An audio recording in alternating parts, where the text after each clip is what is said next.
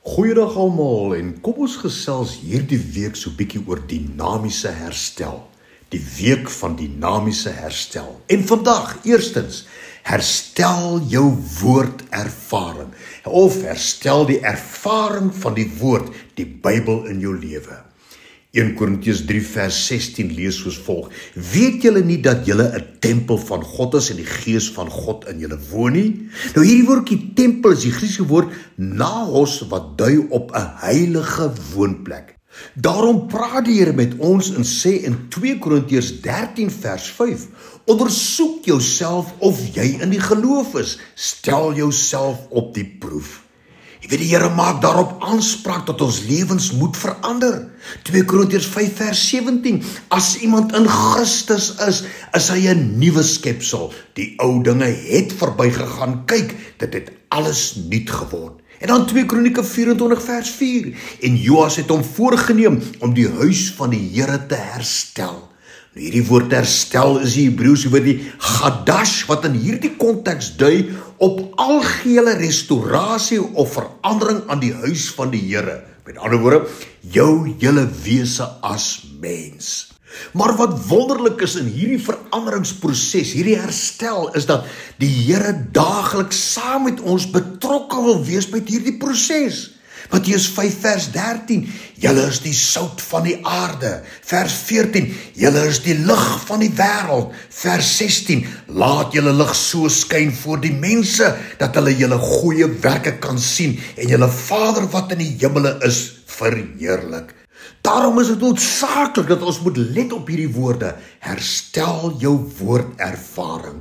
Want 2 Timoteus 3 vers 16 lees soos volg: die hele skrif is deur God ingegee. Nou hierdie uitdrukking, hele skrif, is in Grieks die woorde pas grafei. Die woord pas beteken alles, elke deeltjie daarvan. En die woord grafei in hierdie konteks verwys na die Bybel, die boek. Die Bybelboek, met ander woorde, die hele skrif, pas grafei, verwys na die Bybel in sy volle konteks. Alles, elke deeltjie van die inhoud daarvan.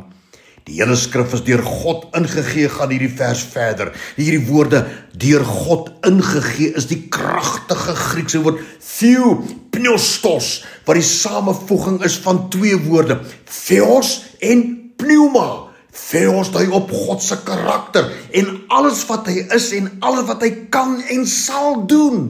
En dan die woordjie pneuma dui op dinamiese, emosionele projeksie wat soos lig kragtig uitgeblaas word oor iets om dit lewe en ook bestaansreg te gee. Dit was hierdie pneuma krag van God wat die aarde in die heelal geskep het deur slegs woorde te spreek om dit uit te blaas. Hierdie woorde, die hele skrif is deur God ingegee, kan dus soos volg gelees word. God het met sy hele wese soos 'n dinamiese, kragtige wind in elke gedeelte en inhoud van hierdie boek geblaas.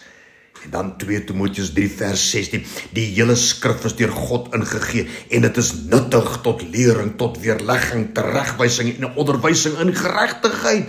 Belangrik om te kyk na hierdie woordjie nuttig. Die woord nuttig is die Griekse woord ophelimos, wat dui op iets wat tot jou voordeel is. Iets wat jou behulpsaam kan wees in alles wat jy doen. Iets wat prakties bruikbaar is. Hierdie gedeelte 2 Timoteus 3 vers 16 en 17 kan vanuit die direkte Griekse vertaling soos volg lees: God self het met sy hele wese en alles wat hy is, soos 'n dinamiese, kragtige wind in elke gedeelte van hierdie boek geblaas, sodat die leser daaruit hulp, bystand en raad kan ontvang, deur dit te leer om persepsies, optrede en dade reg te ruk en aan te pas ooreenkomstig dit wat daarin voorgeskryf word. En dit sal bydra en help om alles wat aangepak word tot totale voordeel en voorspoed te ervaar. Kan jy sien? Dis belangrik dat die herstelproses moet begin in ons lewens deur herstel jou ervaring van hierdie woord. Dankie Here.